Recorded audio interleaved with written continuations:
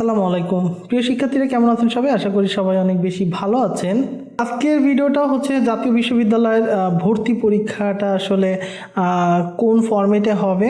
বিশেষ করে গত বছর কিন্তু ভর্তি পরীক্ষার একটা মানবন্টন ছিল, যদিও এটা নিয়ে অনেক কনফিউশন ছিল পরীক্ষার আগ পর্যন্ত। তো এই বছর মানবন্টনটা আসলে কীরকম সেটা নিয়েই এই ভিডিওতে কথা বলবো।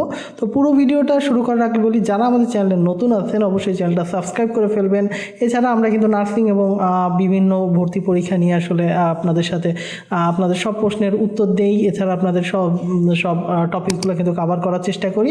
সো আমরা কিন্তু জাতীয় বিশ্ববিদ্যালয়ের ভর্তি পরীক্ষা নিয়ে টুকটাক ভিডিও দিব। তো আমাদের সাথেই থাকেন, আর ভিডিও ভালো লাগলে কিন্তু একটা লাইক দিতে কৃপণতা বোধ করবেন না। সো আমি আর কথা বাড়াচ্ছি না, চলেন আমরা ভিডিওর মেইন অংশে চলে যাই। দেখেন, আমাদের এই ভর্তি পরীক্ষাটা কিন্তু আগে ছিল না। আমাদের গত 2 বছর হয়েছে ভর্তি পরীক্ষাটা, গত বছর এই ভর্তি পরীক্ষাটা হয়েছে।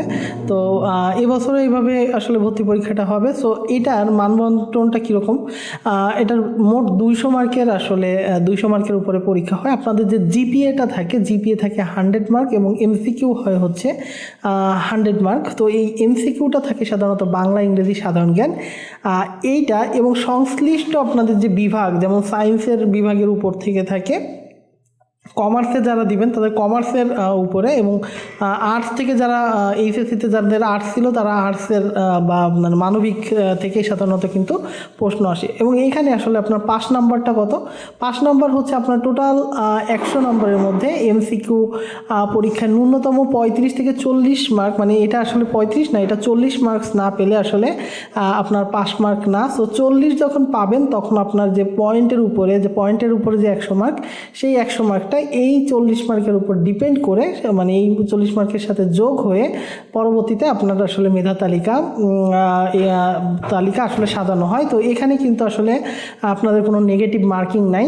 সো টোটাল 100 মার্কের এমসিকিউ পরীক্ষাটা হবে। এটা হচ্ছে বাংলা, ইংরেজি, সাধারণ জ্ঞান। এখানে এছাড়া হচ্ছে সংশ্লিষ্ট যে বিভাগ আপনার, যে যদি আপনি এইচএসসিতে সায়েন্স থাকেন তাহলে সায়েন্স থেকে প্রশ্ন আসবে, আর কমার্স থাকলে কমার্স থেকে, মানে কমার্সের বাণিজ্য থেকে প্রশ্ন আসবে, এবং মানবিকের আসলে মানবিক বিভাগ থেকে প্রশ্ন আসবে।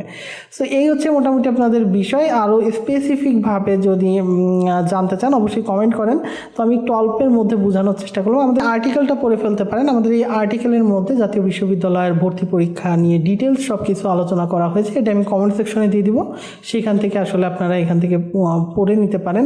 আর কারো কোনো কোশ্চেন থাকলে কমেন্ট করবেন, আমি সেখান থেকে আসলে আপনাদের ডিটেলস বলার চেষ্টা করব। সো আমার জন্য দোয়া করেন সবাই। ভিডিও ভালো লাগলে লাইক করে দিন, চ্যানেলে নতুনবার হলে সাবস্ক্রাইব করে ফেলেন। তো পরের কোনো ভিডিওতে দেখা হবে, ততক্ষণ সবাই ভালো থাকেন, সুস্থ থাকেন। আল্লাহ হাফেজ সবাইকে।